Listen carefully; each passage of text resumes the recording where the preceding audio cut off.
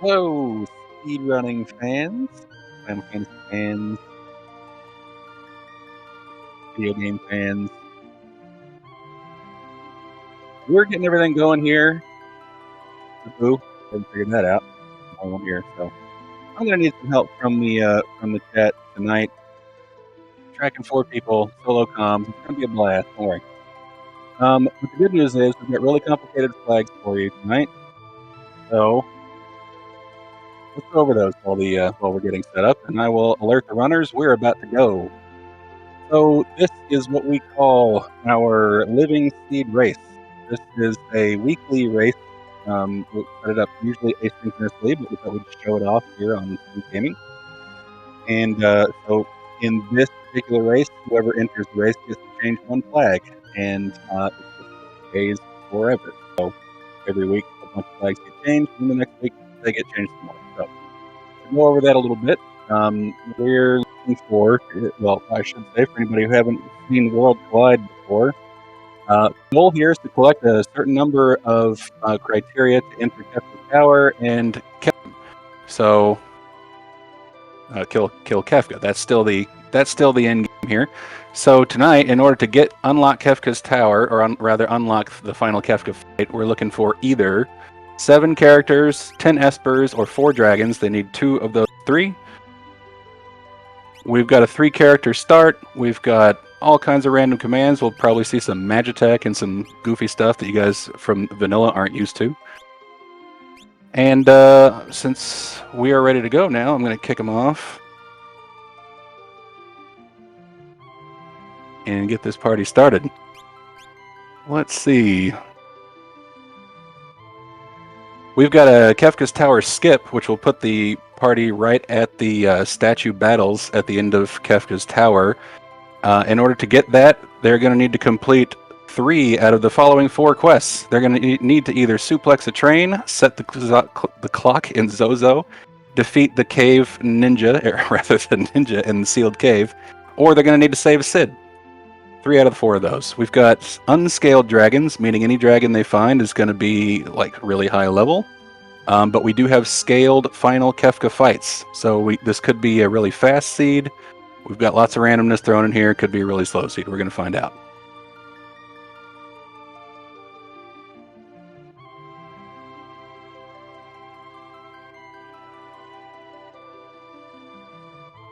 Okay, 30-second warning.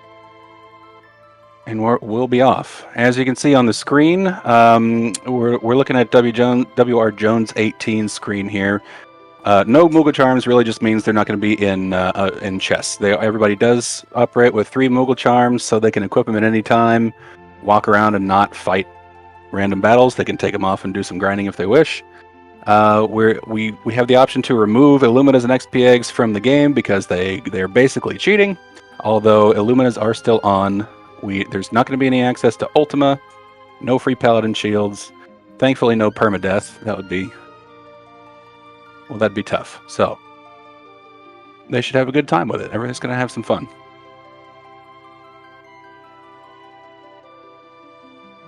I should point out, our runners tonight are Lunar Chimera, Drulith, Jexvrock, and Jones, as we like to call him. We'll have some links up. Oh, there are the links to follow them on Twitch. I'm Boo, and we should be on our way.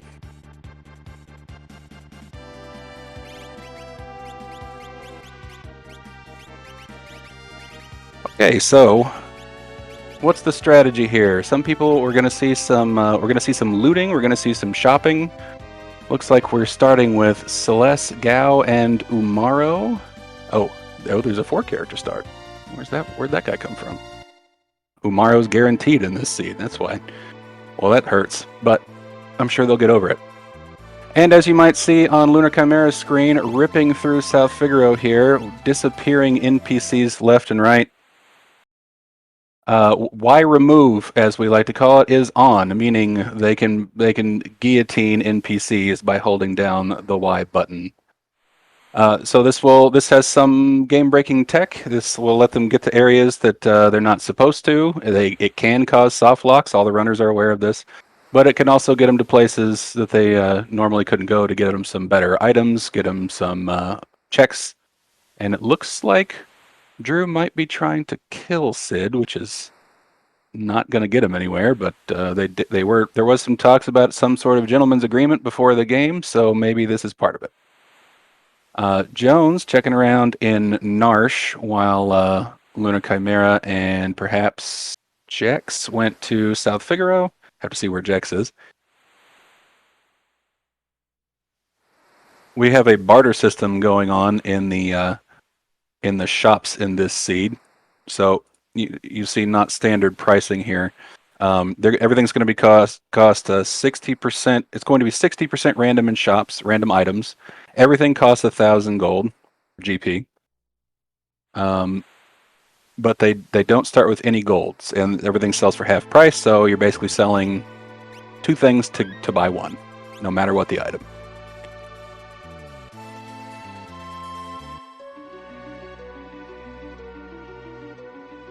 And Drew's climbing a mountain here. Doing who knows what. While both Jones and Jexrock are checking out the school here for freebie chests. And there's a monster in a box on the right here. We'll see what happens there. I'm going to leave it alone for now. Looks like Jones is probably going to make an effort here. He does have a lot of Thunder Shields, which can take out, well, almost any item or any enemy in the game, provided you have the magic power and they don't absorb thunder.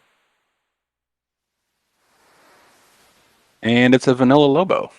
Let's take a look and see if monsters in boxes are shuffled.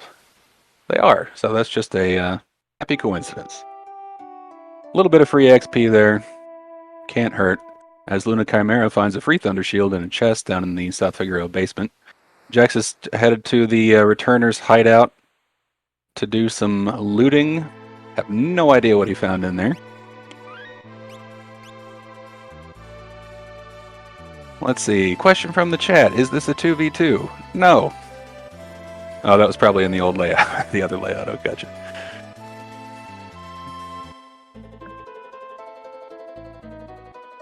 Okay, looks like Drew's going to Albrook, where some free chests await. Could make... Oh, it looks like he's in World of Ruin, so he could go get that chest down at the docks anyway, but he chose to pass it up. I guess he's looking for something very specific, as he's not bothering checking any of the shops. Oh, he's going backwards.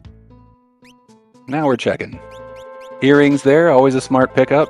Probably, dollar for dollar, probably the most powerful item in the game, as they increase your magic damage 25%, and you can stack 2 of them. And they're, well, in this seed, everything's 1,000 GP, but they're normally cheap as dirt anyway. Pro tip, look for earrings. Let's see what else we got going on. We've got Lunar Chimera and Jones both in the Returner's hideout, and I still missed everything that was in there. Jack's still doing some shopping. I gotta pull my tracker link up here because I'm definitely gonna forget about that. All right, chat. Whenever you see somebody pick up a character in Esper, shout it out at me because I will miss it.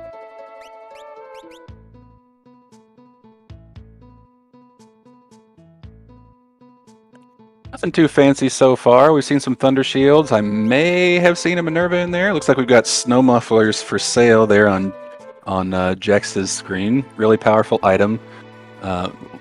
Almost nullifies physical damage. Not quite, but your physical damage becomes huge and cuts fire damage in half. And nullifies ice. Or does it absorb ice? I think it absorbs ice. No, it nullifies ice. Well, anywho, it's good. We've got flame shields.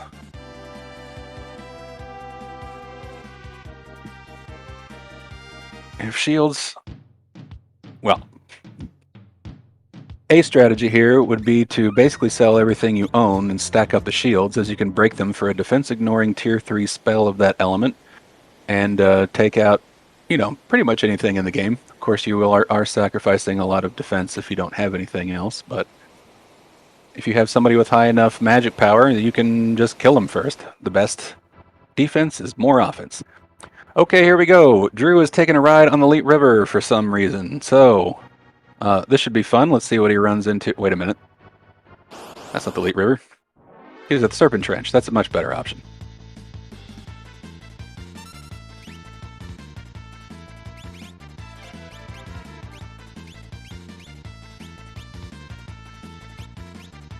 There we go. More Thunder Shields for Jex, more looting for Jones. So our first battles. Oh, we've already got Merton strats going here. Well, I assume we found a Rage with Merton on it, as there's no chance he could have learned Merton already. And all the elemental shields protect against Merton, so everybody here should probably be good to go with those strats, provided they look at the Rage list and know what they're looking for. But it should make quick work of the Serpent's Trench here. Not too many things, not too many common enemies that can absorb wind and or fire. But it does cost a lot of MP, so... Oh, no, that's the Rage. The problem is he may just punch instead, so we'll have to see how consistent that will be for Drew. But good strat.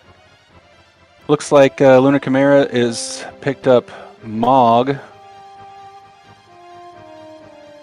and is going up the Lone Wolf path.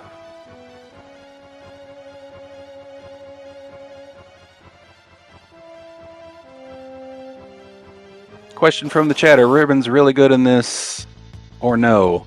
They can be, situationally. They're not a common item you see everybody equip. They're not, you know, they're not an OP thing, but they have a lot of purposes, especially if you get you equip a cursed shield, or if you don't have anything better, like something that adds a lot of damage, they can be really useful to avoid all those status effects. So, kinda. Let's see what Jex is doing. His stream is stuck. That's what he's doing. There he goes. Putting the Rage Ring on the Yeti, trying to make the Yeti useful, but I'm afraid that just won't work. Just leave him on the airship. He loves driving it. He's really good at it. He's terrible at everything else. I have no idea what Drew's picking up, because I can't read his fonts. Using the cheeky Demon Chocobo background, which is entertaining, yet useless. And okay, we have our first Magicite for Lunar Chimera. And simultaneously, of course, Drew is finishing. And what does he get from the Serpent Trench? Magicite. So that's one for each of them. Oh, I need to move this tracker. Okay, let's see. This doesn't have anybody's name on it. Okay. 1 and 1. How'd we do? Yes. All right. Well, trust me, there are numbers up on Lunar Chimera's screen there, but they apparently don't work the way we thought they did. 1.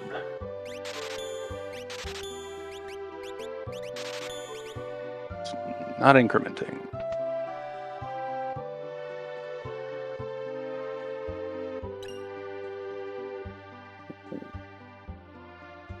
Nope. And 1. There we go. All right, we'll figure this out sooner or later. All right, so Lunar Chimera is doing the Kefka at Nars check. Ran into a battle here. It might have been intentional for some XP before a fight, or didn't like that, so he's going to reboot and try it again, I would imagine. Looks like Drew is taking a stop at the Opera House. This check is locked to Celeste. Not going to include the famous singing part for anybody who hasn't seen this, but that event is available in the game. This is merely the Ultros fight in Rats. We have a question in the chat. New to the randomizer, welcome. What do the numbers under Terra and the Dragon indicate? The numbers at the bottom are, well, one of them's wrong, first of all. Let me fix that. Those are what they need to get to fight and kill Kefka at the end. So everybody's going to need to find 2 out of the 3 characters, espers, and dragons. It should be 10 espers, 7 characters. I believe our labels are the wrong way round on the tracker. I have to see what we can do about that. 7. Remember, 7 and 7. All right, we there now? Okay, we're good. Oh, no, Lunar Chimera still needs another. Wait, his should be right. Okay. Perfect. Nope, still not good.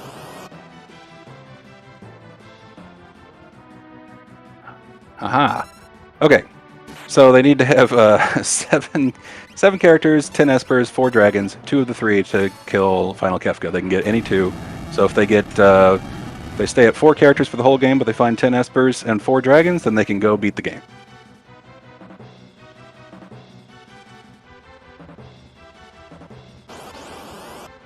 Son of a bee. Thank you. Okay. It's not updating. There it goes. All right, just on a little delay, no problem. Okay, thanks, chat. This is a full-time job. I don't know what I signed up for here.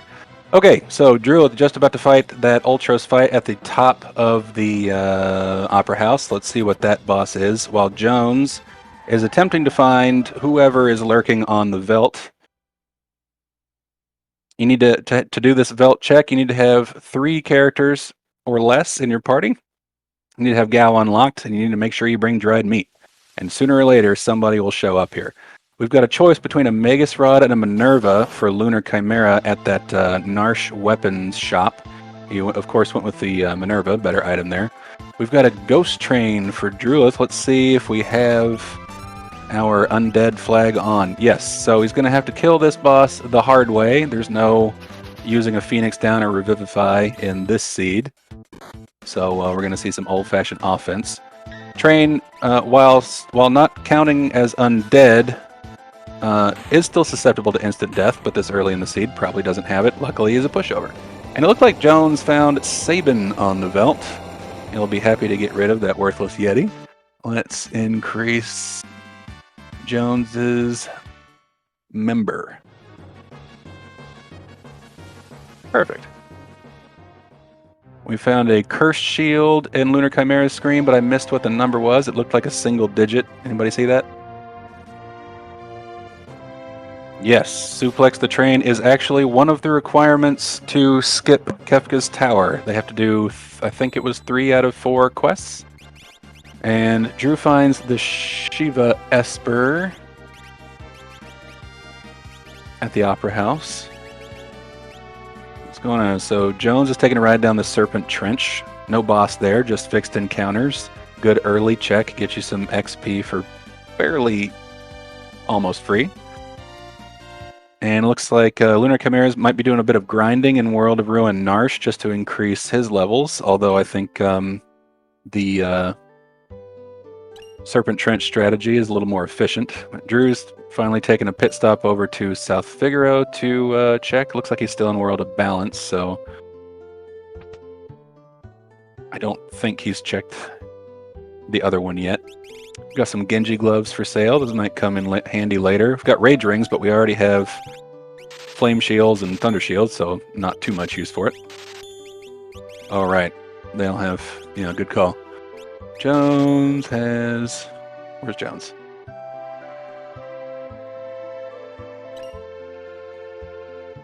Five.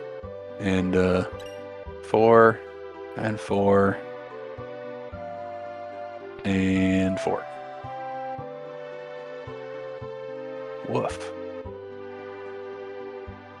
Why does Jones still say 1? Members. 5. Members max. Yes. Yes. Okay.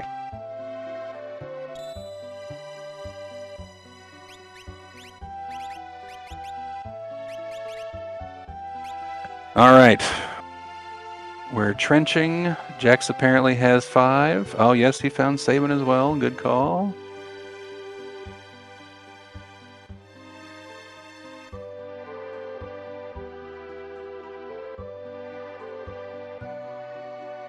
what was down in... I should point out we have no free progression is on. So meaning the freebie checks, the real quick ones that there's no fights, no battles, those will not give any characters or espers in this seed. They will just give high-tier items.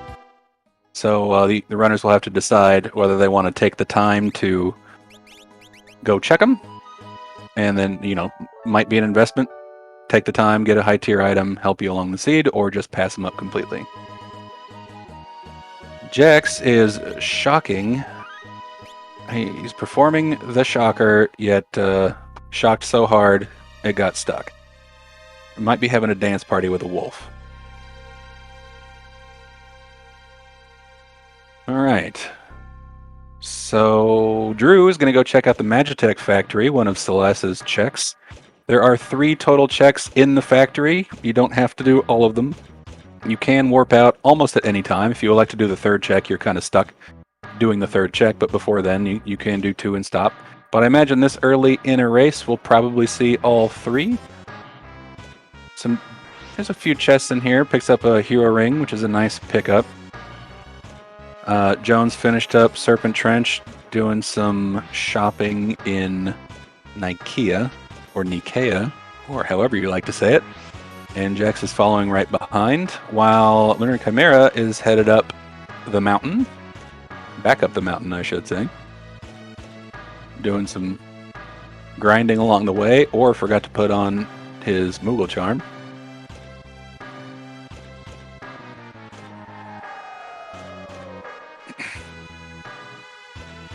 How Celeste has shock and Sabin is throwing cards? Well, the throwing of cards, I believe, is just... that's the... excuse me. Throwing cards is just the... let's see. Is he actually using the throw command, or is he just attacking with cards? So commands are randomized. And we've included shock, we've included Magitech, we've included health, pretty much every command in Worlds Collide except for possess and... for some reason, X Magic are excluded from this. Everything else is available. And there on Drula's screen, you'll see the reason to leave the Yeti in the airship as you come along a boss like this early game. And it's worth pointing out that we started off this seed with bosses having an extra 15 levels added on just for fun. So all the bosses, until they catch up to the scaling, will be relatively difficult, as you'll see a big blast from that flame shield and Drula's screen to take out Welk in one hit. She probably should have done it earlier. We have the no flashing flag on for those photosensitive folks. Let's see, we've got espers for Jones and Jax. I'm going to increment both of them 1, trusting that you're telling me they got an additional 1 and not one that I've already chosen. Although I don't know if I've chosen any for them, so probably not. Jones and Jax. 1 and 1. Thank you, Jeef.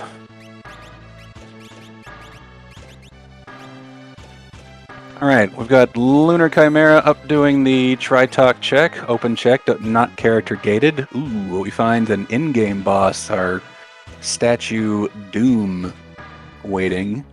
Luckily, that's the easiest of the 3 statue bosses. Unfortunately, still not a pushover when you don't have too much to work with. But if Lunar Chimera found those flame shields or thunder shields, that would come in really handy right now. Drulith checking the number... which number is this guy? Not 128. Number 24 spot. And sees Tritalk. Luckily... well, actually, does Merton work on Tritalk? Does he absorb? Yeah, because he nullifies wind, so Merton won't work. He's going to need to use shock or fire or any non-elemental spell. Let's see. Jax went to the Imperial camp now that he has Sabin in his party to do some more fights. Finds Gigantos, which is not only, well, certainly Merton will work also, but susceptible to instant death and gives a buttload of experience points. So provided he can, Throat Jabs just did 6 damage, so he's going to be okay. But I believe that Gigantos is the most XP dense enemy in the game, so if he finds a bunch of these, he'll skyrocket in levels. Jones apparently now has 3 espers, somehow, while he takes on the Kefka at Narsh check. I believe Gigantos is #1 in the game. All right, so Lunar Chimera took out Doom. Nice job there. Let's see what his reward is, as Drulith is going to go down into the mines and the Magitech factory. So he's locked in now. He's got 3 fixed encounters and 2 boss fights before he can get out of this. But hopefully, he's hoping for a character for some branching paths. And ooh, Jones finds a Magimaster there at the Kefka at Narshchek. So the key strategy here, kids, is well, I mean, you can try fixed dice. That'll, you know, if you're a lucky person, that'll do pretty well. But I stay away from them. Okay, well, you can take them out in 1 hit. That works too. But typically, if you don't have dice and a whole lot of Zelfer luck, start off with any elemental shield on Magimaster's first turn, as he will not absorb any magic until you hit him after you hit him once. So hit him with something big first, and then, you know, just kill him. So Lunar Chimera went down to save, and he's going to go head to the Yeti spot. Drew rides the rail. Let's see. We've got a pretty nasty encounter there on Jex's screen. Can do some big damage if you're not careful, but he's going to go for it the old-fashioned way. Let's see. Somebody is sending me messages in Discord. Hope I'm not screwing up something. No, we're good. Well, I mean, I'm screwing up plenty, but you guys get it. All right. So let's see. Was that an Esper in the Imperial camp for Jex? I'm going to assume it was, because I just saw him looking at Espers. Confirmation, anyone? Oh, there's an Esper for Lunar Chimera. Fixed dice are awful. We won't tolerate this sort of talk in the chat. I've got the admins and moderators on call. Jex 5 and 2. In fact, Jex 5 to 2. Don't know what that means.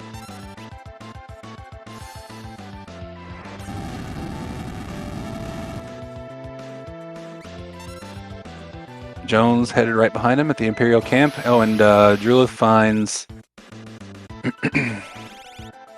you know, what's his name? Narapa. Another boss that's susceptible to instant death, but starts with shield or wall, so you don't want to cast Doom on him, or you'll just doom yourself. And Lunar Chimera finds Haydn in the cave, in the Yeti cave. Another dangerous boss early game, but at least his Grand Train with level scaling is replaced by level 4 Flare, which luckily misses. Jones finding those Gigantos for the XP rocket boost, and Jex is going to go jump off a cliff. Drew taking on his second boss battle. You get a free heal at this spot, so don't worry about using a tent or sleeping bags. Unfortunately, no character for Drew at Magitech 3, but he does find another Esper, and he has to fight some piranhas. So we'll check back on him in a couple minutes. We got some cranes careening down the barren falls. And Lunar Chimera is still working on those Haydns. Jones still working on those Gigantoses. All right, Lunar Chimera takes down Haydn. See what he already got his reward. That was an Esper. Looks like Jex took out the cranes.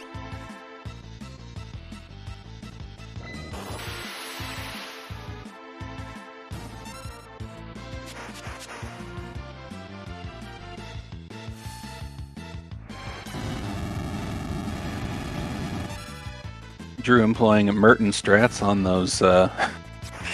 those fish and the Yeti. Curious he didn't get Sabin yet, but I guess he did not find the dried meat, as I believe he already did Serpent's Trench. Okay, so Jones picks up his Esper. Drew takes down Arizopas at the end of Magitech 3. We got his reward marked already. Now, what's Jex up to? He's going to go down and change some stuff around. Ooh, found somebody with Magitech, eh? Magitech is an OP command. Not gonna lie. Like anybody you get, you should probably put them in your party and throw some earrings on them because Tech Missile is silly overpowered and completely free. So, well, I'm sure we'll be seeing a lot of Tech Missiles from here on out.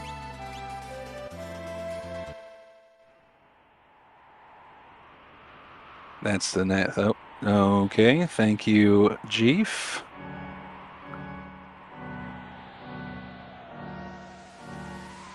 Roger, checking.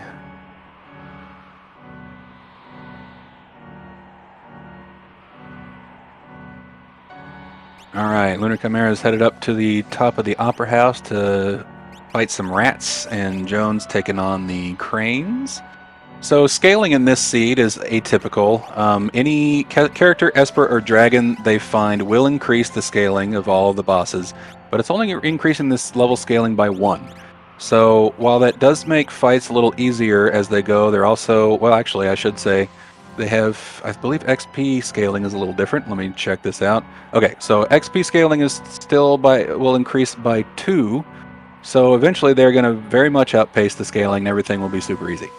And Final Kefka is scaled, so we might be seeing some overpowered teams here at the end, but it'll be a lot of fun. We've already working with Shock, Merton, and Magitech, so I think things will be dying in droves post-haste. Drulith is taking on an unscaled dragon, mind you, so he's level 20-something. Pardon me, dragons are shuffled, so this is just a random boss, which means any boss they look at can be a dragon. But they are unshuffled, so I guess they're probably not hoping for one at this point. Though with all the elemental shields and commands and stuff they have, it may not even be a problem. Looks like Jones just found his Magitech master.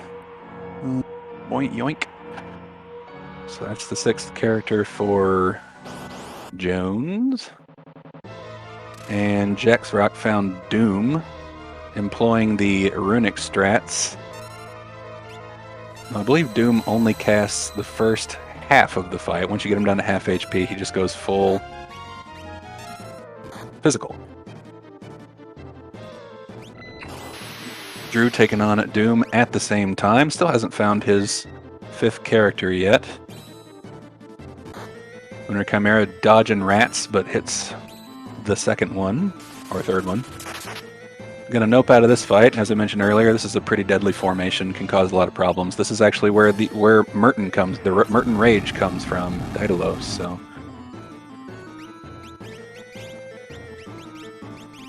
Wait a minute, I mean, veterans. This is, not Daedalus. My bad.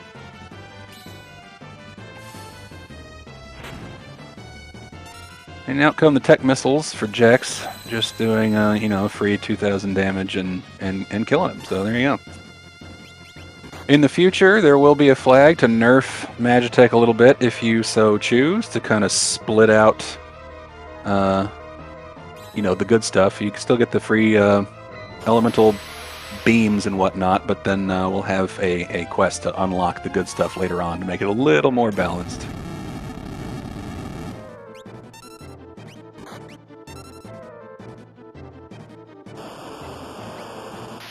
Alright, what do we got here?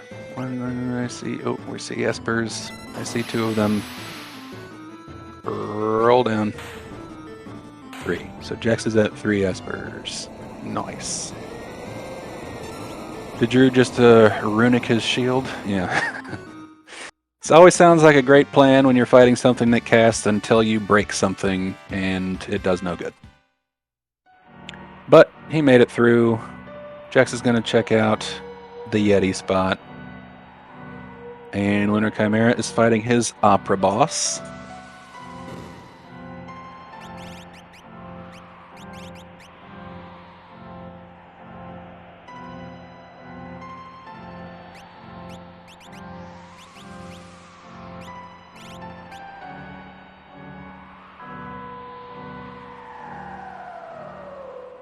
Looks like Shadow Sid in the chat wants to make the game even easier, so that's certainly an opinion.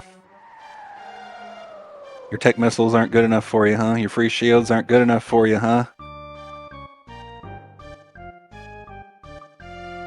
Back in my day, we didn't even have Magitech. We had to walk to school uphill both ways in the snow. All right, Ghost Train going down on Lunar Chimera screen. Well, hopefully going down. And, looks like Jones finds a decrepit old man down in a cave under Figaro Castle. And Drew's gonna find another Esper. Not the character he's looking for. He's probably realizing right about now that he needs to find that dried meat somewhere. So it looks like the only option for a character from the starting batch is the Velchek. So we've been railroaded a little bit here. Hopefully it opens up a little bit more, but we'll see. Lunar Chimera picking up another Esper, I believe.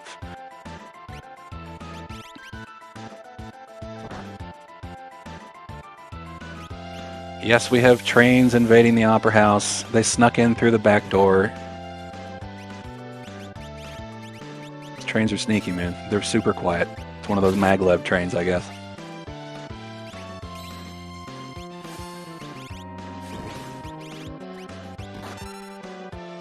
Alright, so Jack's picked up an Esper. I forget if I marked it already, so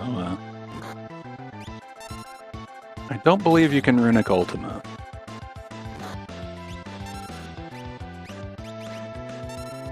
Alright, let's see who Jones is fighting to win over the old man.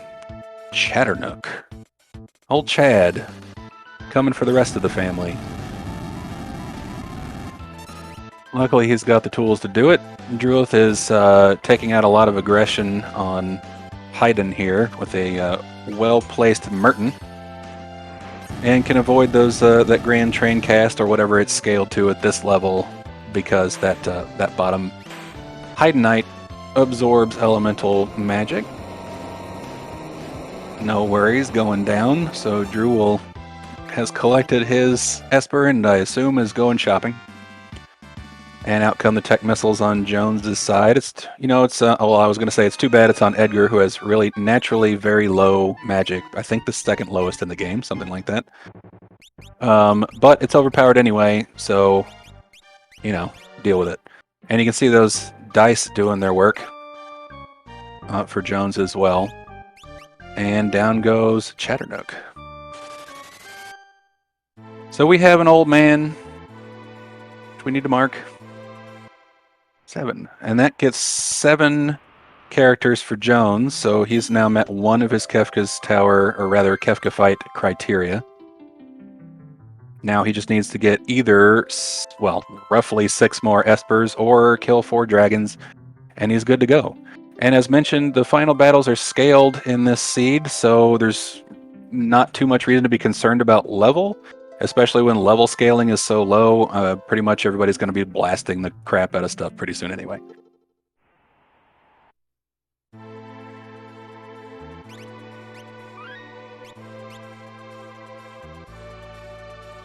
Apparently you can Runic Ultima. The better option is to just not let him cast Ultima. Try that.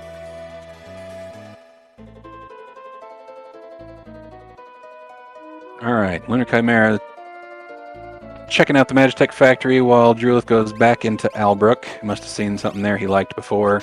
More flame shields.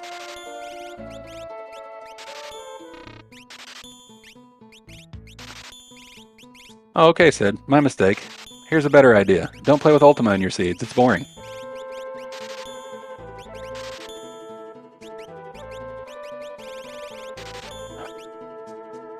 I keyed. Alright, let's see. Is Jones going to go check out? Yep, he's going to go check out the ancient castle.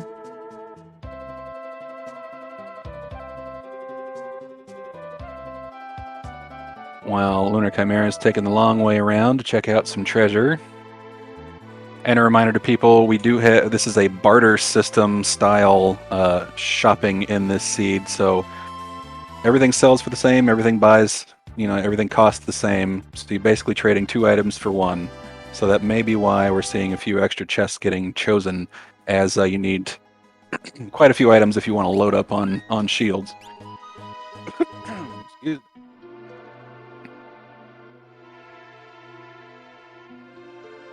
We're using shock on the snail shell. Let's see if we've... Well, he's not going to scale it up apparently very much, so he's probably fine. Matter of fact, he's more than fine. He doesn't care about thunder counters, does he? Drulith doing the lone wolf check, which I don't believe was a character either, so he did still have one check left. Technically two with Kefka at Narsh. He will be disappointed, and then he will try more shopping. Down goes the snail for Jex as Jones finds Terra at the ancient castle statue, which gives him an 8th character, which he doesn't need, but let's see what Terra has. Oh, sketch. Definitely not doing that.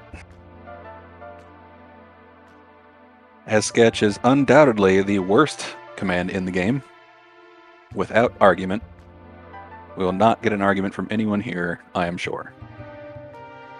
Ah, Jones did find a dragon at a dragon spot with dragons randomized. That's coincidental. Okay, so Lunar Chimera just found he got a high tier item for doing what? High tier item. So he either got he got 4 characters and 5 espers, which means Jones must have gotten that somewhere along the line. Oh, no, he didn't have his 5th. Maybe he doesn't have his 5th esper. It's really hard to tell, people. There's a lot going on. Help me out. Who's got what? But anywho, Jex has a strategy for Tritok here. Remember, Merton won't work. But Jones takes out that unscaled dragon for his first dragon kill and receives a Genji helmet. Nice. Not thrilling, but nice. Looks like Drew picked up another Esper, I want to say, because he's coming back down the mountain now. So why is Gao raging fixed dice here? So fixed dice, they will still take damage boni. So if you have something like the Berserk spell or Cat Scratch or something, well, I have to actually I need clarification if or confirmation if Cat Scratch actually works with fixed dice, but it can absorb some, what is it, multiplicative bonuses or additive bonus, one or the other, and so you can still improve your damage is what I'm trying to get at here.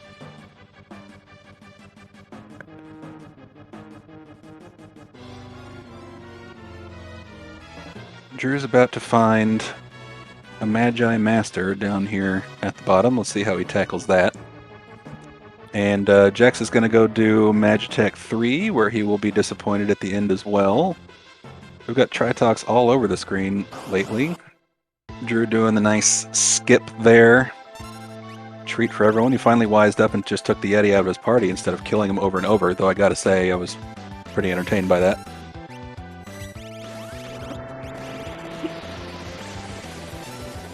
So let's see, we've got a Bahamut Blast first turn, not a bad idea, but could still go Elemental first turn and save that for turn 2, perhaps. But he's got Shock anyway, he'll be fine. It looks like Lunar Chimera may not have a great strategy for Tritok, as he does require either non-elemental or fire damage. He's got Shock, but it looks like a little else, so, but then again, his Shock is pretty strong, so yeah, down he goes.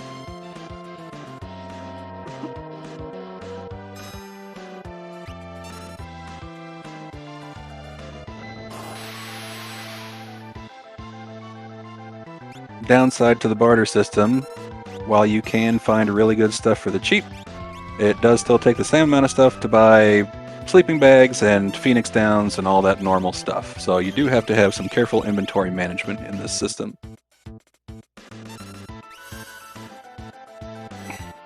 Still whittling away at Magimaster for Drew here, while Jex is nearing the end of the minecart ride, and Jones finishes up in the castle. Let's see where he heads next.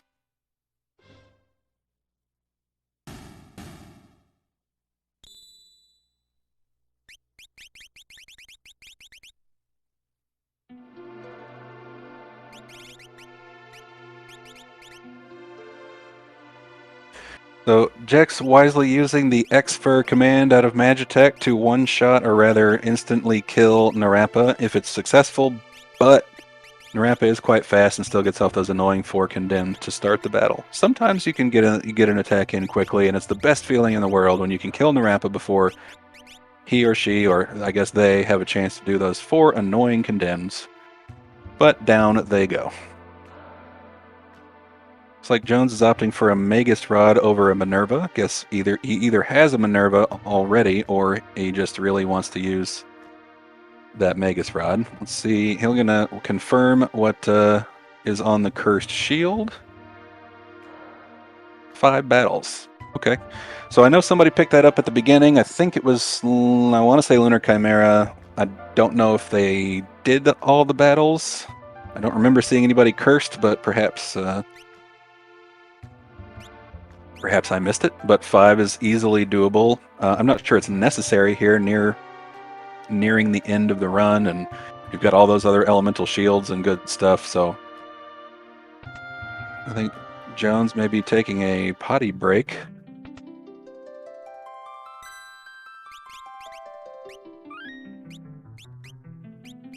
He's got kids, so it could be related to that. Another Narappa in the top right getting off those condemns. Super annoying. Looks like Lunar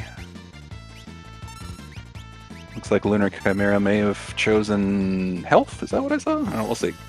Got a Lobo fight on Drula screen, which is ripe for, oh, that's how he's going to get his dried meat. That's big brain strats there. Go find a Lobo in a box. If you Ragnarok it, it will give you dried meat. And that's what he's been needing this whole seed, so I imagine he's on his way to the belt.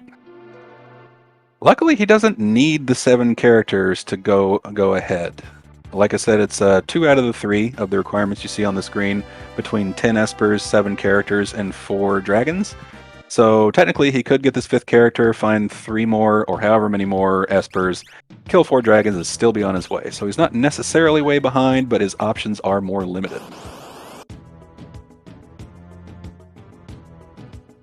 And now he's got really crappy formations on the Veld that won't even give him any experience. So, not the best, but he'll pull through. Jones is headed up the mountain for who knows what.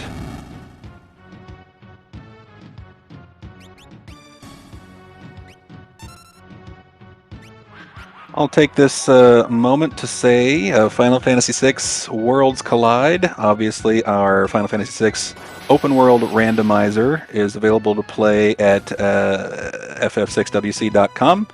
You can join our Discord. Lots of people to help you get started. There's a full-on wiki linked on the website as well to read through and get familiarized. But if you want to just jump in, you can play this exact seed if you join our weekly living seed race, or you can just choose a seed of the week or just go at your own pace. But there's lots of people there to help you out. Come check it out.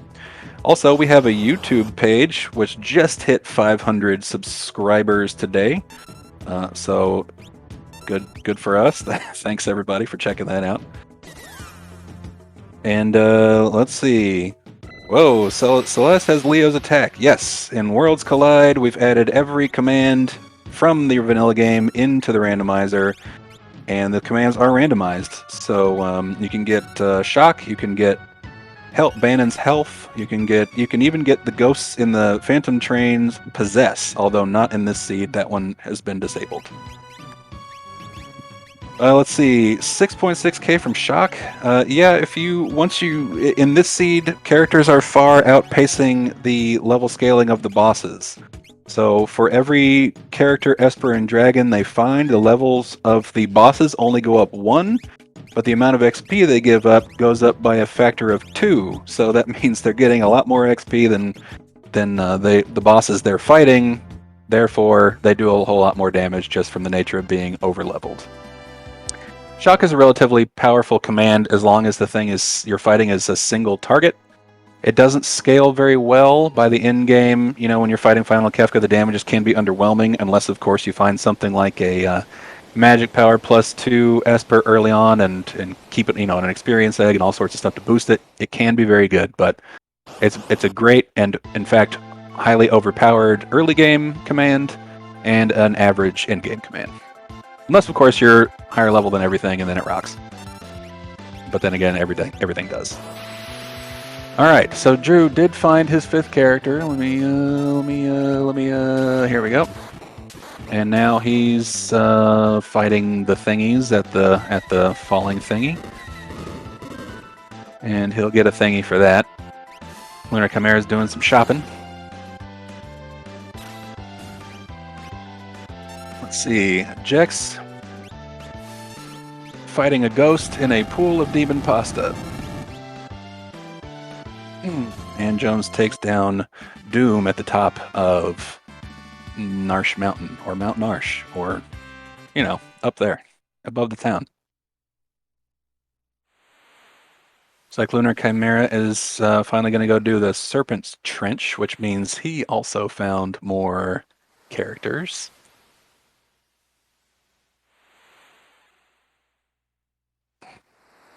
Question in the chat, are these the new standard race flags? That would be a hard no. Nope, this is the Living Seed. It's normally an asynchronous race, but we decided to showcase it here on SpeedGaming for just something a little different. So these are completely random and total. Well, they're not technically random, and people chose them, but they are far from anything standard, which is extra great for me. It really helps me to keep up with everything. All right, so I see Drulith has 6 characters now. Got it. No free progression is on. We've got bartering shops. We've got unscaled dragons, but scaled final Kefka. We've got a skip of doing quests, although it looks like most people have abandoned the idea of doing quests for the skip. We'll have to see what happens when they get closer to their requirements. I have to imagine Jones has more espers by now. If anybody gets a look at anybody's screen and sees something wrong on the tracker, it's because it is wrong, so tell me. It's a one-man show tonight. Need your help.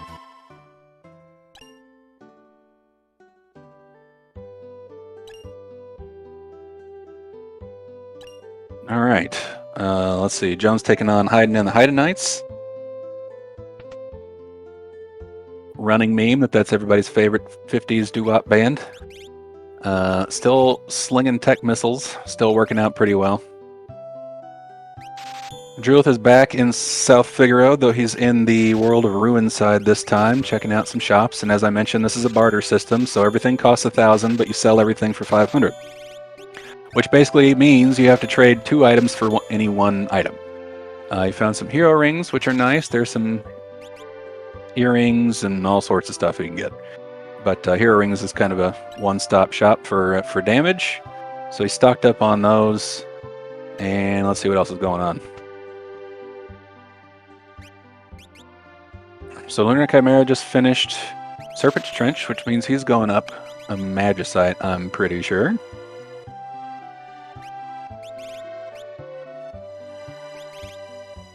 And Jex is headed down to the ancient castle where he'll find himself a Terra. Drew is still shopping.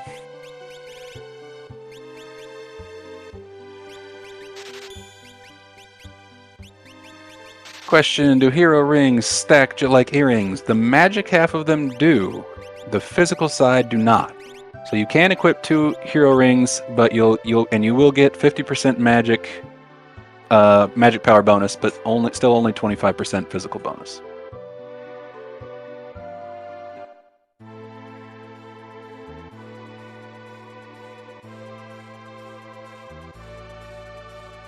All right, I'm confident Lunar Chimera. Okay, so Lunar Chimera is still at 4 characters, which means he has not found his. Looks like he's setting up his party to do the Velt check now. So hopefully soon he'll have his 5th party member. That really was the key to this seed. Even with 4 starting characters, there was only 1 spot that had a character in it. Kind of a bummer if you didn't choose it. It actually was a pretty common first check, but it does require finding that dried meat. And if you don't find it, you know, you go on to other stuff. So it's just kind of luck of the draw on this one, unfortunately. But you know, rando's gonna rando. And Drulith is headed into the collapsing house, one of Sabin's checks. We saw at the door it was a like an NPC, which means we know it's not a character. This one may count as no free progression since you don't have to do anything but run in and grab it, and there's chests. So I guess he's doing it, or he may not have remembered no free progression is on. Maybe he didn't know, or maybe he just really wants a lot more treasure, or maybe he's going for monsters in boxes. But he won't get any progression here, at least I'm fairly sure.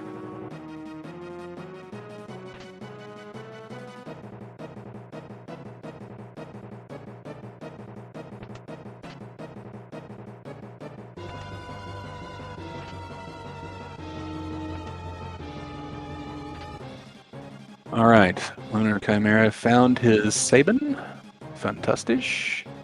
And, oh, I already gave it to him. All right, we're good.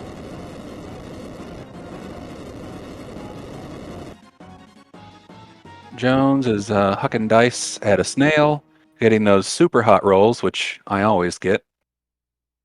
Well, he made up for it at the end there, I suppose.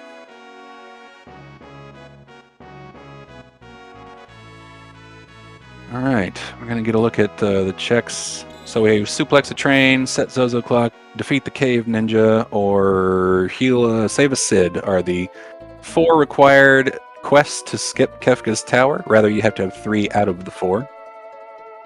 We saw a quest being done right at the start of the seed, but no one's touched them since. So again, we'll have to see once they get their requirements in a row, do they start doing quests, or do they just go through Kefka's tower? I'd have to imagine at that point they're probably just going to go through it because those quests do take a while. And if you're not doing them along the way, you know, it's still possible. We'll see. Jones is in the Magitech factory looking for something. Would love to get a count on everybody's espers if they would just open the menus. Somebody start sending them DMs, tell them to open the menu. Just kidding, don't do that.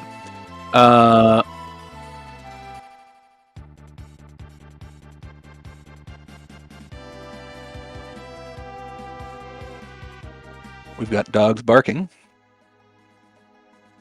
Drew is going to go check out the Phantom Train, see if he can get his potential final character there.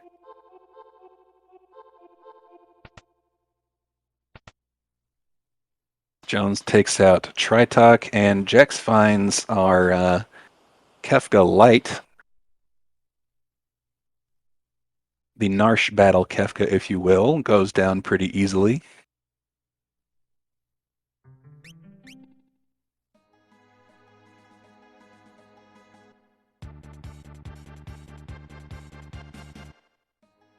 Oh, what did Jex just find there at the Welk spot? Did anybody see? It must have been, was it an item? Because now he's checking for who can equip it. Was it a Pearl Lance? That must have been a Magus Rod. Magus Rod, thank you.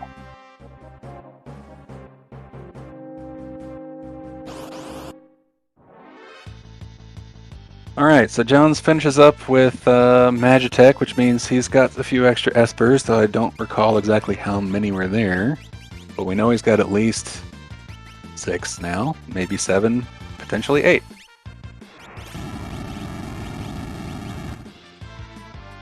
Got 2 people fighting in the Imperial camp simultaneously, throwing out the Merton strats. It really is the strat that keeps on giving. You can ride that strat all the way till the end of the game. Jones is checking out that treasure-dense Imperial base? No. Yes. And he's going to go to the cave, or rather the cave to the sealed gate. But again, no free progression is on, which means this is only going to get him stuff. There will not be any characters or espers at the end of this fairly long run. I mean, it's stocked full of treasure, but at this point, I'm not sure he needs it, and I'm assuming just forgot that no free progression is on. Drulith and Lunar Chimera both finding those Gigantos that Jones and Jex found at the start of the seed. The plus side is they'll give a lot more XP here at the end. Ah, you're right, Dr. DT. He's doing some quests. All right, fair enough. So yeah, this is the ninja fight. Drops a ninja on you, although of course the battle is randomized. So we've got some feelers, and once he defeats this, he will satisfy one quest out of his skip requirement. So he must be a lot closer to those skips than I have found. I'm gonna throw out wager a guess. He's right at about 8 espers, maybe 9 or 10. Who knows? Jex up to 4 Magicite. Thank you very much. I am pretty light on the Magicite this seed.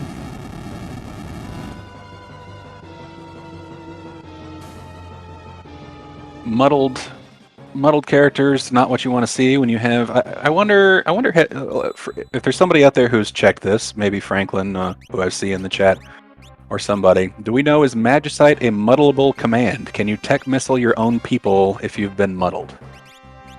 Merton actually doesn't matter because that's going to hit everybody anyway. But I don't know. Magitech is a recent entry to Worlds Collide, so I haven't done a whole lot of testing with it myself. But if you're muddled, I'm curious if you can Magitech yourself.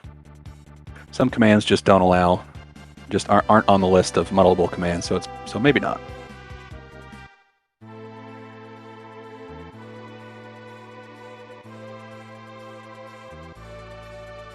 All right, so Jones is now checking the clock. Let's see. I assume he's checking this because he knows that the clock is randomized, but let's double check.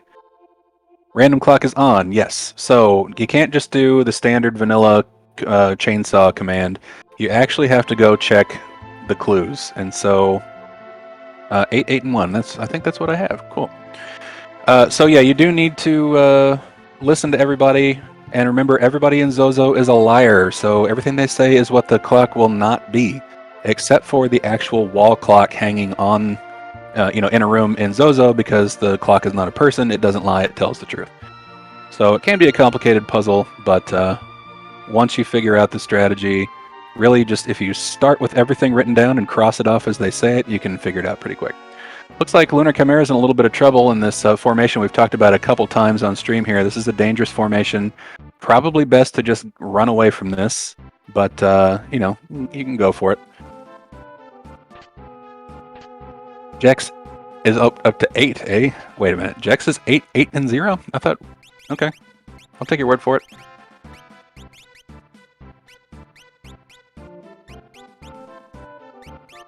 Drew 610, thank you. Wait a minute, I already have Drew marked as 7. Are you sure it's 6?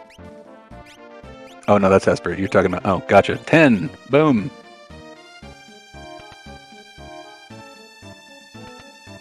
Okay, so Drew looking for that last character, which he's finding here down and below Figaro Castle. So it looks like he'll surprisingly be ready to go relatively quickly. Considering it took him a long time to find that 5th character, he's kind of ramped it up here at the end. So Jones probably in the lead just because he's getting all the skip requirements done. We'll see how long it takes him to hit those last 2 espers, or if he wants to. Yeah, there's no way he's gonna find all those dragons. So 6, 9, and 1. Thank you very much. 9, 6, and 1. Shout out to all our trackers in the Worlds Collide community. This is not an easy job, especially when you're solo commentating, but thanks Hefe for helping keep me in check here.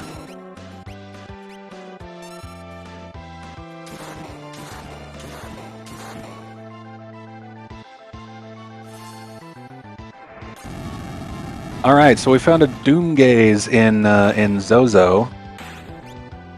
I guess, yeah, so Jones, I assume, reset the clock and then went up to do Terra's check at Zozo, so potentially getting himself another Magicite here. This is the Data Luma spot, I presume. Yep.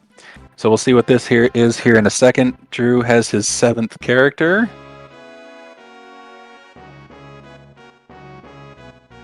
And I didn't see the window go off, but I would assume that means his final Kefka fight is ready. His objective is satisfied.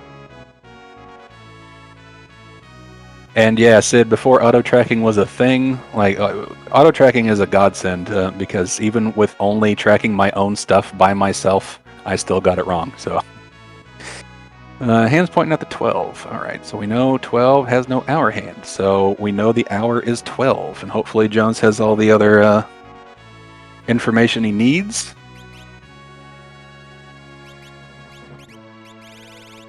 Jones got a character at Zozo, thank you very much. That puts him at 9, which doesn't do him any good, except potentially making Kefka's Tower a tiny bit easier. Let's see what we got here. Should be a 12. Oh, Lunar Chimera just grabbed another Esper. That looks like it might be his final one. Nice.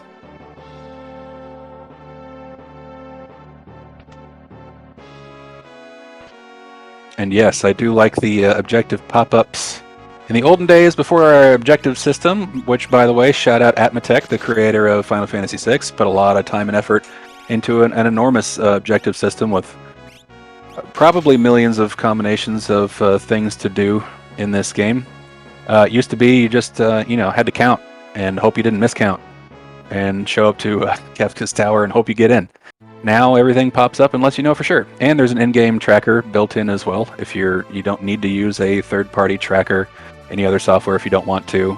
People just find them, it's a little easier to just look over rather than keep opening up the menu. He created Final Fantasy VI Worlds Collide. Pardon me, I don't know what I'm saying, man. He created the Randomizer. Probably an important distinction in there. I think Hironobu Sakaguchi was the one who was probably credited first, but I don't know. I mean, he might have gotten the idea from Atmatech. We'll never know. There's literally no way of knowing.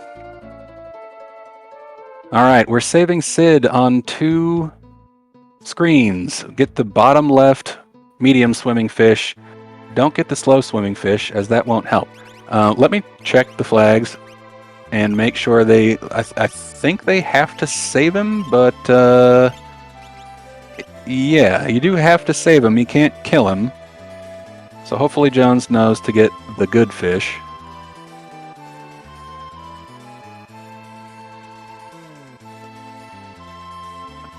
I don't think I'm misreading these flags here, but we'll see what happens. But yeah, they should need to save it. And I thought they had a gentleman's agreement at the start of the seed to everybody would save him, so I don't know. We'll see what's going on with that. But was the gentleman's agreement to kill him? Maybe that's what's happening. Because I see fast swimming fish here and he's not going for him, so they must be trying to kill the old man, which I gotta say, that's kind of messed up. But I get it. And I think Jax just killed him. Sweet Jesus. Brutal. Alright, so Lunar is finding his, 7th character, which is good. He'll just need to go fight that Chatternook battle down there. We've got an opera going on Drula's screen. I was so wrapped up in this whole Sid fiasco that we're missing this opera, so anybody feel free to sing along. Jones, the monster, has now killed the old man. At least I thought he did. He exited stage left, and now he's not. So I don't know what he's doing. I don't think he knows what he's doing.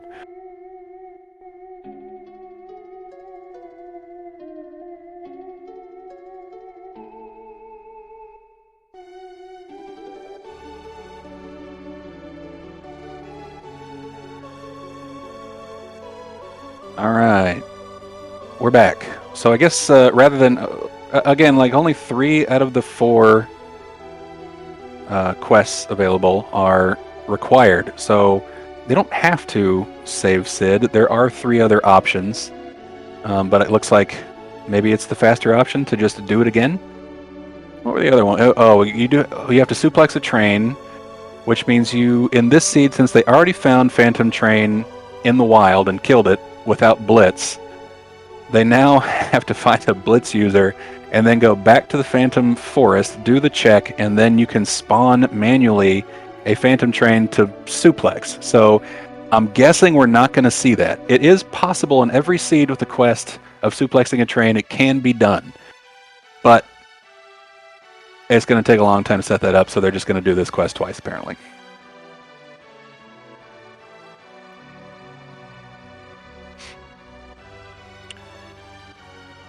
All right, and so Jex is in. He's going to Kefka's tower. He decided he's just going to kill the old man and not even worry about the skip. So he's into Kefka's tower at about 106. Lunar Chimera is finding his final requirement, and then I have to imagine he'll be off shortly. I don't know if he was in on that gentleman's agreement. That was happening while I was eating, and I did not pay attention. Somebody agreed to something. And Drew is still up there singing. It is a 5-minute check to do this thing. It's not fast. And Jones is still going at it with these fish, so I have to imagine he's got his heart set on a skip. Problem is, the time you save with the skip is just about the exact same amount of time you get from doing the opera.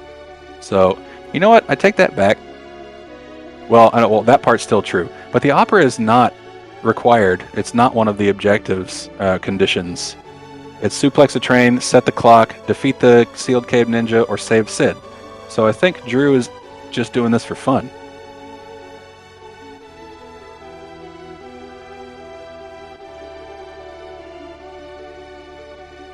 Never really thought about it before, but I guess I named myself after the only 2 playable characters in FSX that you can intentionally kill.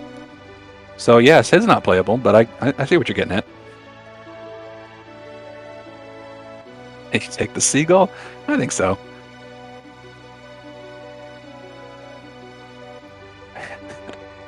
For those curious about why the bird is disappearing, we do have what we call Y remove on. We can set the function of the Y button to several different things in the randomizer, the most popular of which being remove, which is basically like NPC guillotine, I think some other randomizers call it. So he's not actually picking up the birds and feeding them to Sid, although I'm very good with just choosing to say that. But they are actually being axed. And there is the skip. So Drew finished his opera for a reason we'll learn afterward, I suppose. And we'll see what he's doing now. Jones, I have to imagine, probably has one more thing he wants to buy. I assume he's going to a shop. Or he's going to go do Doma Castle. I have no idea what's happening right now. Oh, he's still looking for espers. That's what's going on. He hasn't met his requirements. Okay.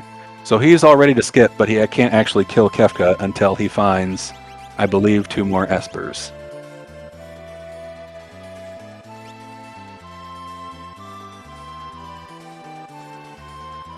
So Druith, fresh off of his performance there, also headed into Kefka's tower as we see the Dream Stooges over on Jex's screen. And Lunar Chimera just finishing up his fight to get his final character. Nice. I shall track it. Tracked. And we got a Dirt Durgan for Jones, which is causing big problems here.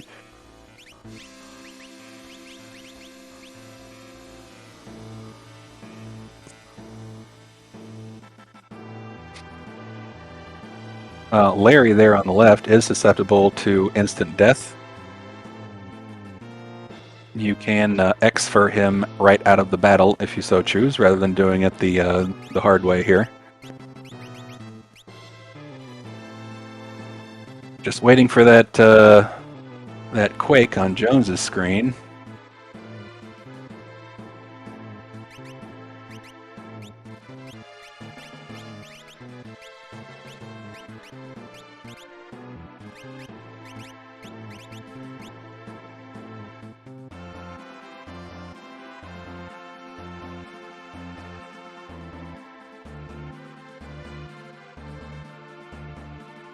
We've got mantras and revivers and all sorts of stuff happening on Jones's screen. He's having a tough time with this Dirt Durgan. His magic power is not good. But curing magic in Worlds Collide can be hard to come by. We've got randomized spells on random espers, so it's not guaranteed. And we have, I believe, random natural magic on, so cure magic not guaranteed at all, but there are several ways to cure yourself in Worlds Collide. Rather, in Final Fantasy VI. Looking for Pearl Winds, mantras, seraphims, and starlets, and all sorts of stuff, so confident he'll be fine. And there goes Lunar Chimera into Kefka's Tower as well. So we've got 3 people doing it the long way, and Jones clearly going for the skip. So this will be fascinating to see where we might converge here. So let's see, Lunar Chimera in at 111, which means he's about 5 minutes behind Jex, and I think Jex went in at 106, I said. I don't remember what time Drulith went in, but it was only about, 2 minutes ago? So Jex, I hope Jex has his 10 espers because he's in the tower. So, yoink. Hefe, you still here? Check on that. Please, if you're still here. We've got a spy on people's streams, checking their trackers, because this is really hard to keep up with, and I missed a lot.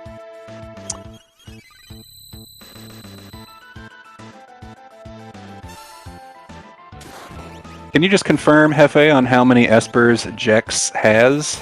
I marked it as 10, but only because he's in Kefka's tower. He might have actually gotten, or he didn't get the skip anyway, so I don't think he would have just said, there's an objective window, I'm going for it. But we'll confirm anyway. Ads. Thanks, Twitch.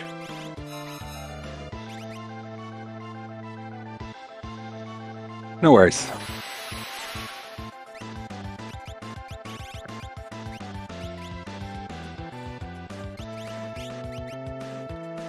Alright, so Jones is still doing some shopping. He's gonna go try to find the so he did get okay, and Jones is good for final fights, and he has the skip, so he's in position to at least catch up to Jex here with this skip. He'll vault ahead of Lunar Chimera and Drew if he heads in there right now. And I just have to yoink his Esper meter up to 10. Here we go. I guess that means he got his second dragon as well. Not that it's going to matter at this point.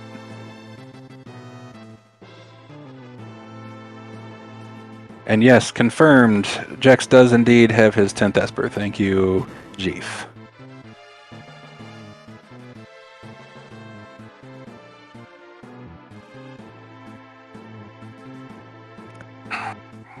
Looks like, I think Lunar Chimera may have... Did he reset out of the Stooges, or is this his first battle? Anyway, he's just fighting the Stooges now, so he's just slightly behind Drew, as Jex is making his way to the statue. So this is right where... Well, Jones will start right after Jex. So Jex has a slight lead here. Now it's going to come down to who has the offense advantage and who gets the better luck. We should have a pretty tight race between at least Jex and Jones, and there's still plenty of time for Lunar and Drew to catch up. Although with scaled final fights, it'll be a little harder for something to be catastrophically bad.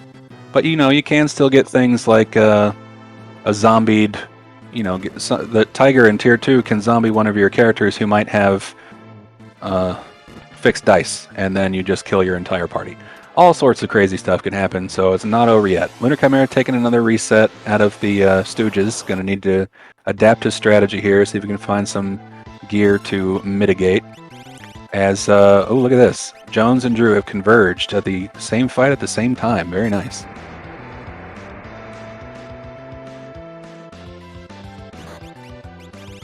We've got a Guardian fight on Jex's screen. Still using those Mertens.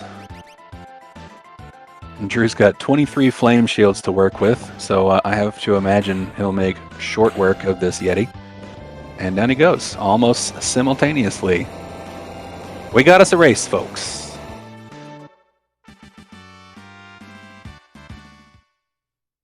Got Master Roshi down here throwing energy blasts at Guardian on Jex's screen.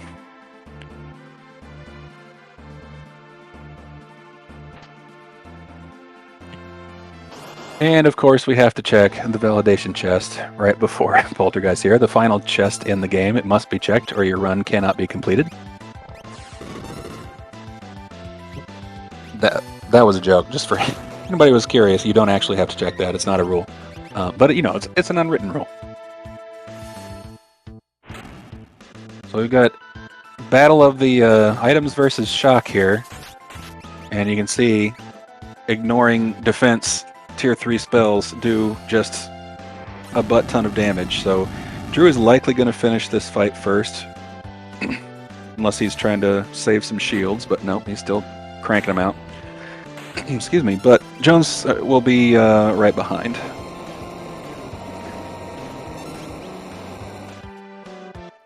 Master Mars, I think it's a little bit the other way around.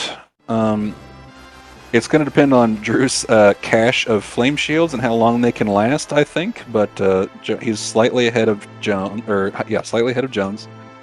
But if he does run into something, like for example, we just found Inferno at one of the bosses, so his flame shields won't do him any good there. So hopefully he's either got more Thunder Shields, or that one of the party members took in something other than Merton and Flame Shields, or he's going to be in trouble. A Shock or a Tech Missile or something like that will get him by. But that's where Jones will have potentially a chance to catch up. Let's check in on Lunar Chimera, see how that's going. Looks like he took down the Stooges. Nice, he's on the move. And we've got Dueling Infernos. So he's got somebody with fixed dice. So that will at least work better than... And he has Tech Missile. Okay, so this won't be an issue. Just can't... Actually, this will save him some Flame Shields for the final battles. But it won't be super quick. Let's see how Jones wants to deal with it. Uh-oh. We see a Delta hit coming out on Jex's screen. Ooh, is that a wipe? I mean, it must be. There's only 2 characters. Yikes. Reset for Jex. Unfortunate... I think that's a reset for Drew also? Ooh, okay. Well, this is Jones' time to shine. He took a different path. He's still got that Inferno fight coming up, but he does have a cache of Thunder Shields as well, so easy fight for that one.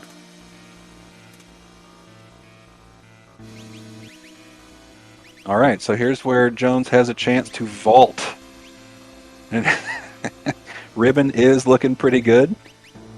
I always like to save one ribbon in my back pocket. A lot of people like to just sell them immediately, unless, of course, you're rocking a Cursed Shield, which, by the way, I didn't see anybody do. Did anybody see if we have any Paladin Shields in the game, in any of our 4 runners anywhere? I'm not sure. It was only a 5, which is pretty easy to overcome. Not that will help in this situation, but High Magic Evade? Yes, High Magic Evade, I think, can help you to avoid that Delta hit. But it's still a pretty high accuracy, and more often than not, it'll get you. It's like Drulith is taking a weird... he must be learning a spell, I would imagine. Oh, let's see. We've got a question from in the chat here. How does this work? Like, what's randomized? Almost everything. If you're familiar with Beyond Chaos, it's not that level of randomization. Sorry for the dog. So we've randomized... You can randomize almost anything you want. You can randomize character stats. You can randomize spells, how much MP they cost, how much gold you earn, how much XP you get, levels, items, chests, you name it. But it works on a flag system, so you can turn certain things on, leave certain things vanilla. In this particular seed, this is called our Living Seed. It's a weekly continuous race, so every week the flags roll forward, and then each person who enters the race can change one flag. So they're pretty random. This is not a typical standard race that you'd see on Worlds Collide. We wanted to just showcase a bunch of different stuff you can do. But in this one we have things like random commands, so you'll see like Edgar's using Magitech, and Celeste I think is using Shock. And we see another reset from Drew. Ooh, and Jones made it through no problemo, and he is on to Final Kefka. And remember, Final Kefka here is scaled. So we've pretty much outleveled everything except for apparently Inferno here, who we're taken down with old school Meteo strats. You know you're in trouble when you're casting Meteo. Or Meteor, I should say.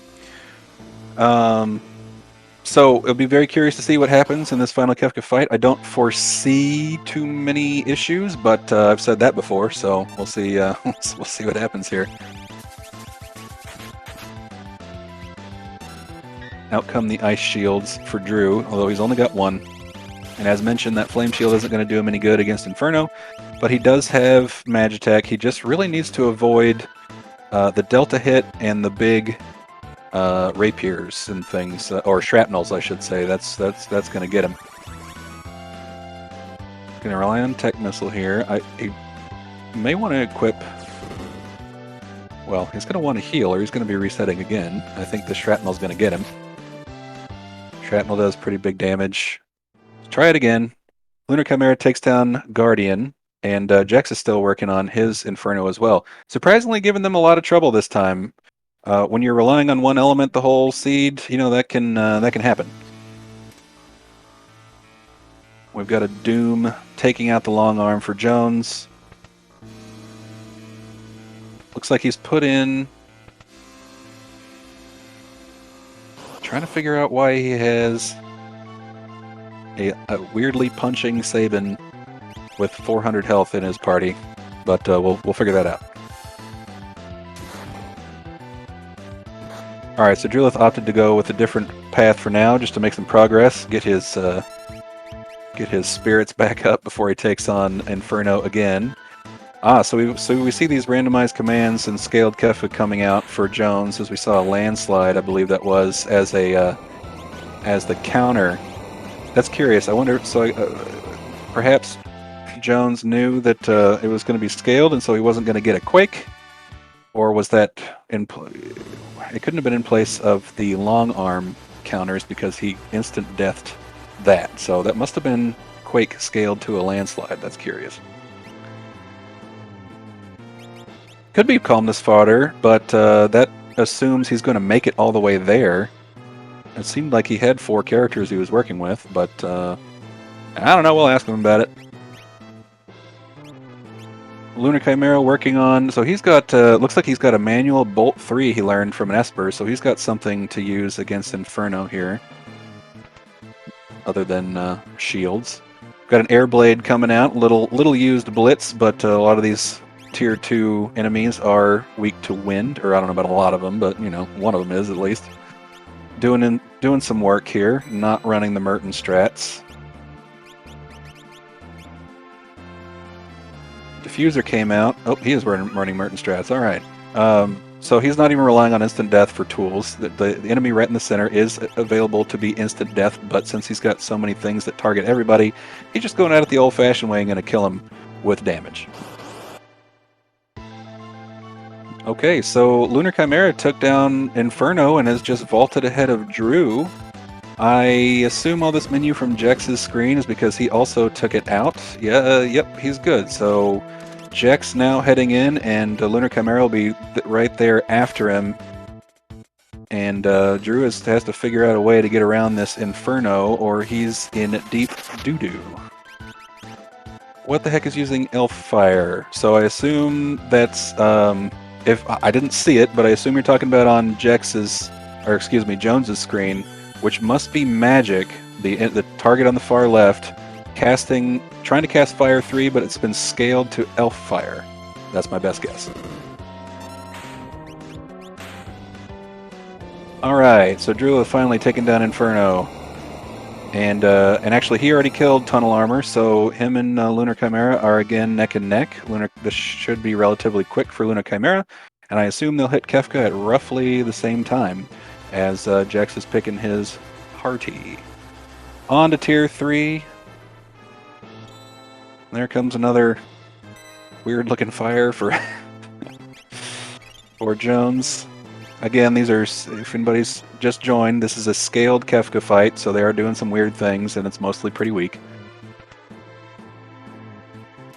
Jack's using the Phantom Esper because Tier 1 is all physical, although with the scaling, we'll have to see how that works out, as abilities are scaled down as well, and sometimes they become weird things that don't really follow the same rules.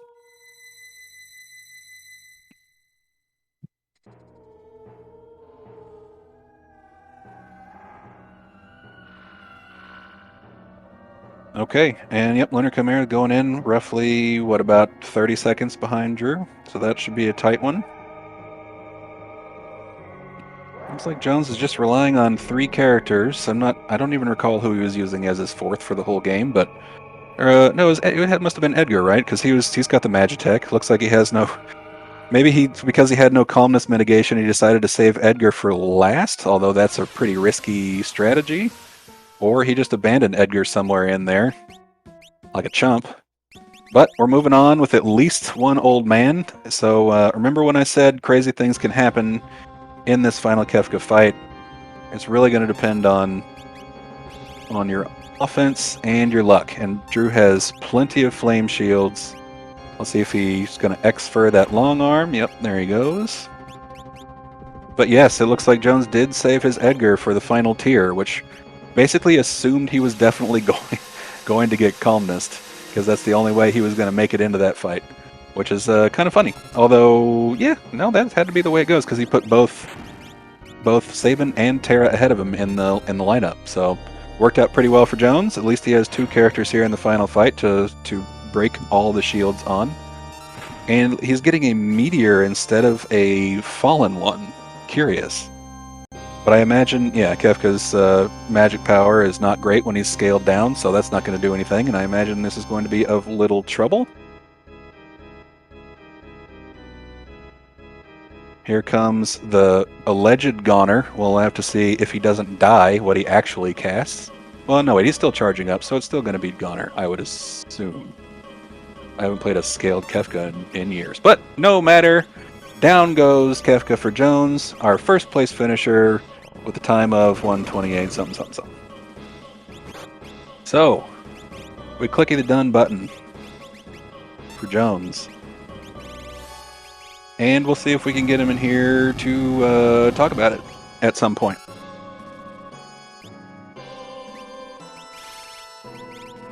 Okay, we've got 3 simultaneous tier 2s. Luna Chimera slightly behind, but again, anything can happen here.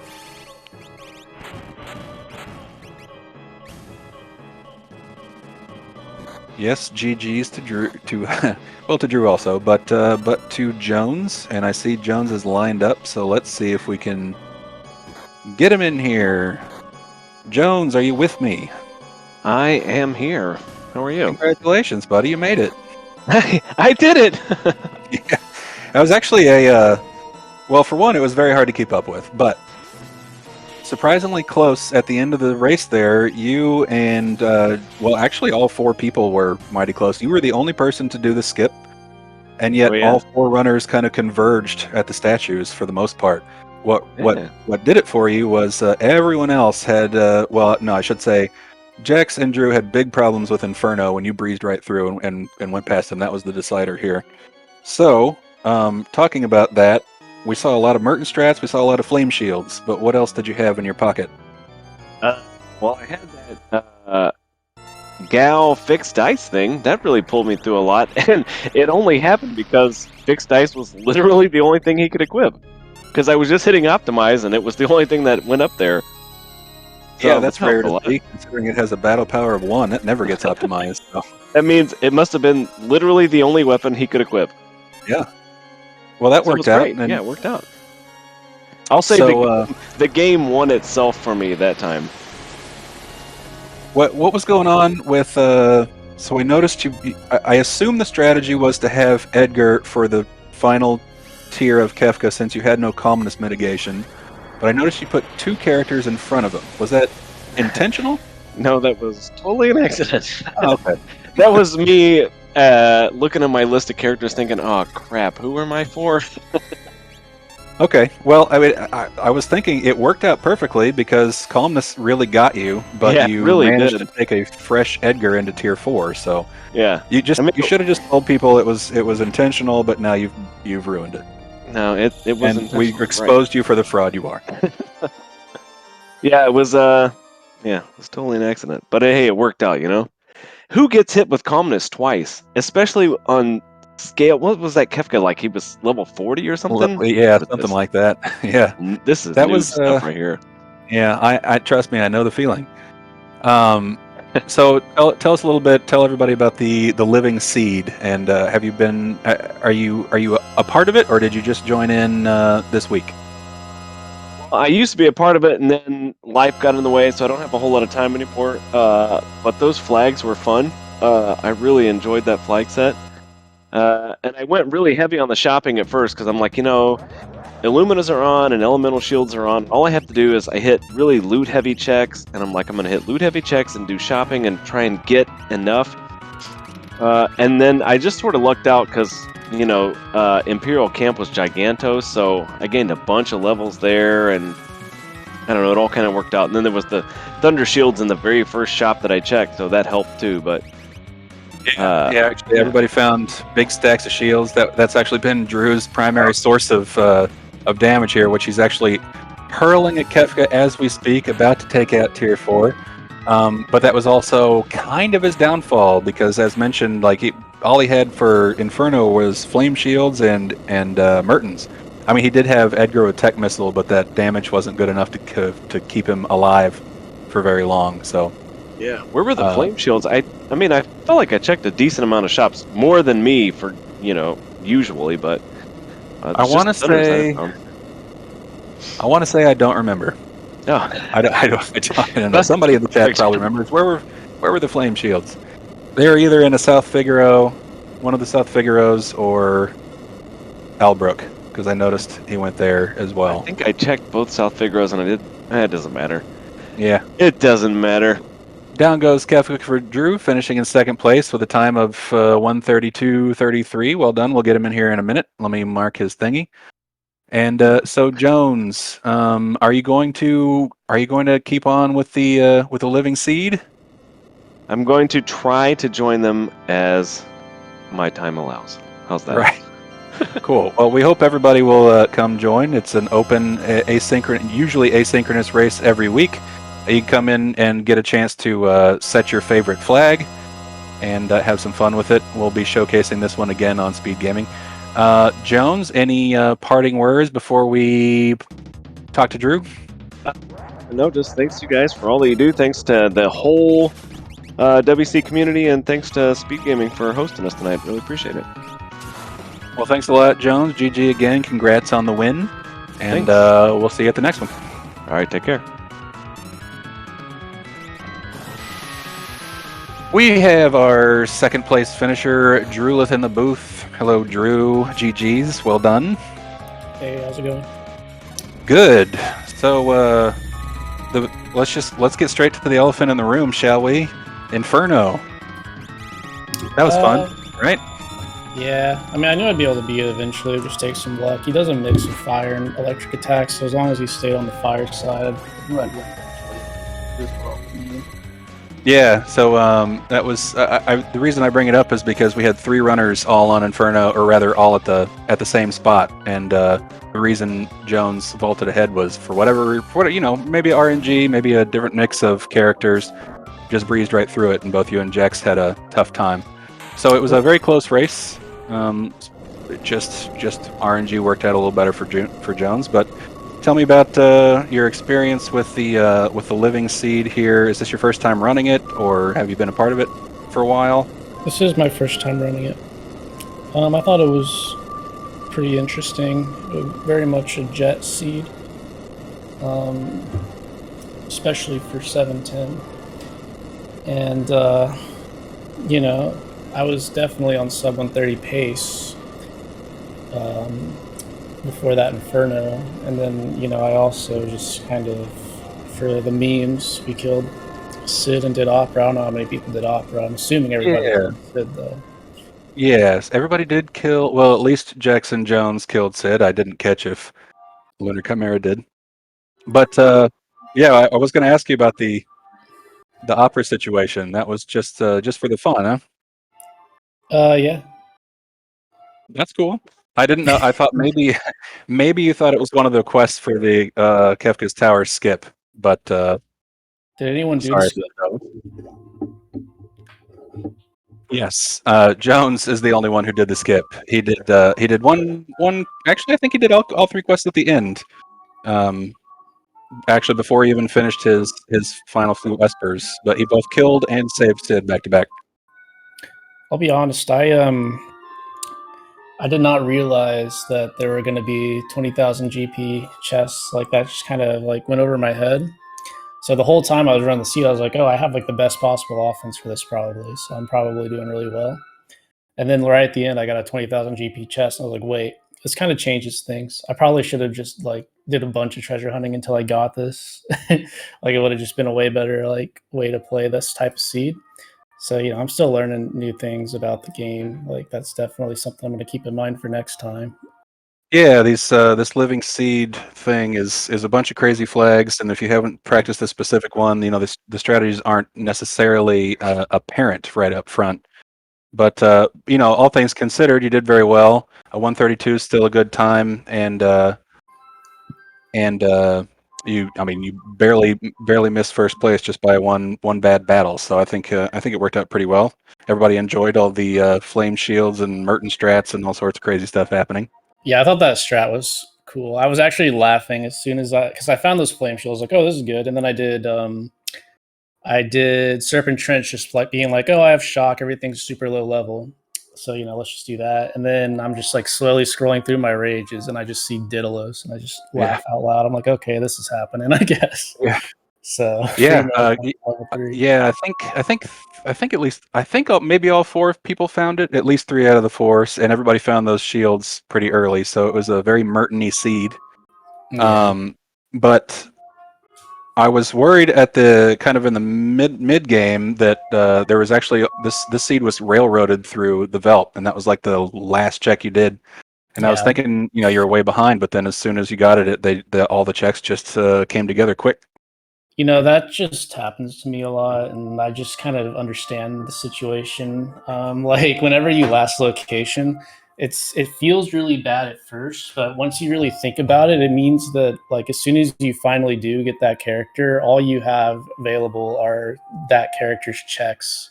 And in this case, it was unfortunately Sabin, so I still had to pick from 5. But Sabins are all like peakable as well, so it wasn't that bad. So like I knew that like okay, I'm down characters. I know I'm pretty confident the next character is not going to be hard to find. So, just from being in that situation a bunch before.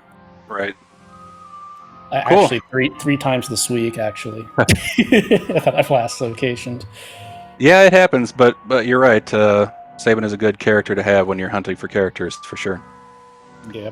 Well, listen, we got to while we were talking, our other 2 racers both finished Kefka, so we're gonna get in and talk to them. Any parting words?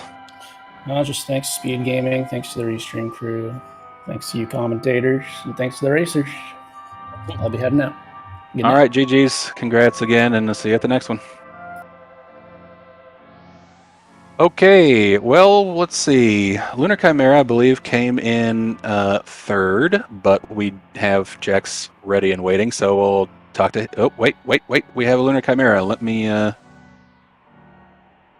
I'll bring... You know what? I'm just going to bring both of them in simultaneously, since they were back-to-back finishers. GG's, Jexrock, and Lunar Chimera. Well done. Specifically, Lunar, I believe, finished a tad bit early. So why don't we start with you? Welcome, and GG. What did you think about our living seed flags? I mean, I usually run this one anyway, so I'm pretty used to them. They've gotten a little crazy this time, though. Yeah, I was going to ask if you. I think you're a usual living seed runner. So can you tell us a little bit about maybe 1 or 2 of the big ones that changed from this week to last? The auto objective of the plus 15 boss levels right at the beginning, that was new. I don't think there were any other real big ones. Cool. Well, yeah, that's smaller this week. A lot of the bigger changes were last week. Okay, so what happened? What happened last week? Just to give folks a kind of sense of how the living seed changes from week to week. Well, it changed to Moogle seeds couldn't be equipped to everybody, but they changed it back this week because nobody wanted to deal with that more than a week in a row. Sounds like a pain. Cool. Well, everybody had a pretty good time. This is a reasonably fast seed, although those 15 boss levels you mentioned started to get a little hairy, especially towards the end there. But I think the seed was pretty generous in terms of shops and starting commands. Anything in particular stuck out to you as like tough? Not really. Like I said in chat here, just finding that first character was a pain. Once I found that, it was pretty quick after. Yeah, actually, the whole seed was definitely railroaded right through the Velt. I believe from the 4 starting characters we had, the Velt was the only check with a character. Some people got lucky and found that dried meat really early. Both you and Drew found it very late, but Yeah, it actually ended up. I remember finding okay. 2 at like the same time, right as that objective was the only one left, and I was like, well, okay. Yeah, but ultimately it didn't lose you too much time because I think we had all 4 people fighting Kefka at the same time at one point, and we definitely had 3 people on tier 2 all at the same time. So it converged well. And speaking of which, Jex, GG's on the finish. What let's see. So we noticed we picked up some problems with Inferno, and you definitely weren't the only one. Was that a case of only having fire to deal with, or just not having the right characters on the path? What went on there? Part of it was not having the right characters on path, nor the right gear. I mean, like, I was pouncing around the Pally Shield. I thought maybe that would give me enough protection to whatever was thrown at me over there. I was wrong. Yeah, everything except for Delta hit, apparently. So once I got to the second round, I'm like, all right, let's go check out, see what relics I have. All right, I have a ribbon. All right, slap that on. Let's go whack Inferno. And he almost hit me a second time with the missiles. I'm just like, oh no, let's X potion up and carry on.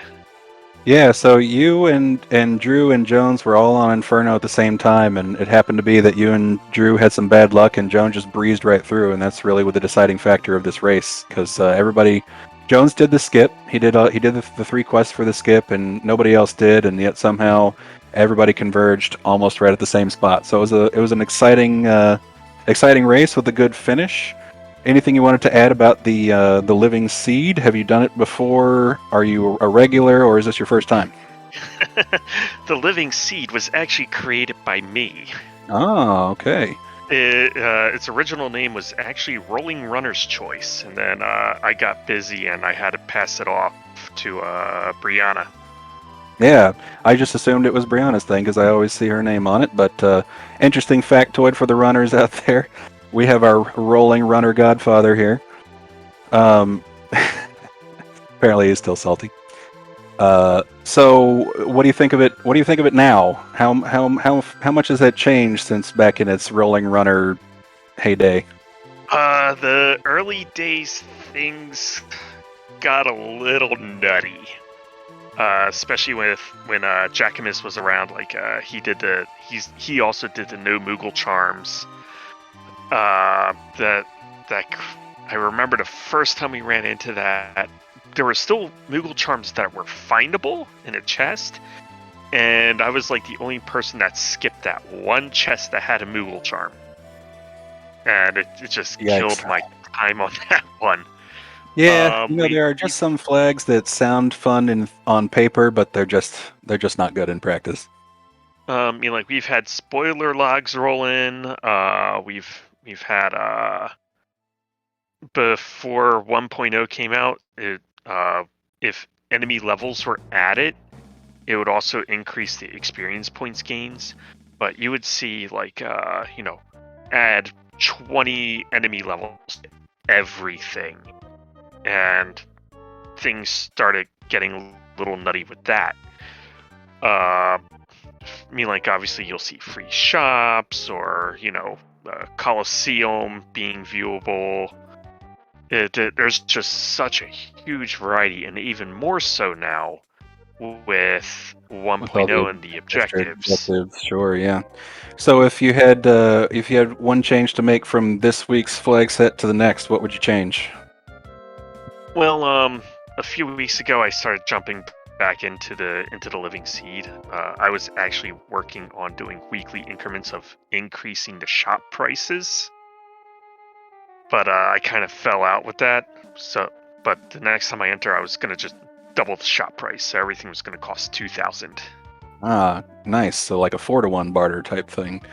Yeah, and then the following week, I was gonna double it again, so everything would cost 4,000 and 8,000.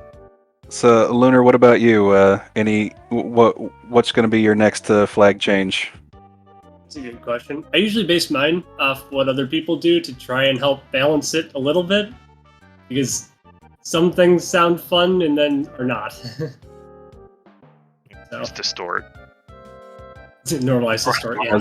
That's what I want to see. It happened not anytime during this run, but before the last reset. It was definitely a thing that was around for a while. Cool. Well, listen, we got to get out of here, but GG's to both of y'all again. Let's see. Lunar, any parting words for the folks at SpeedGaming? Well, for the audience, I should say.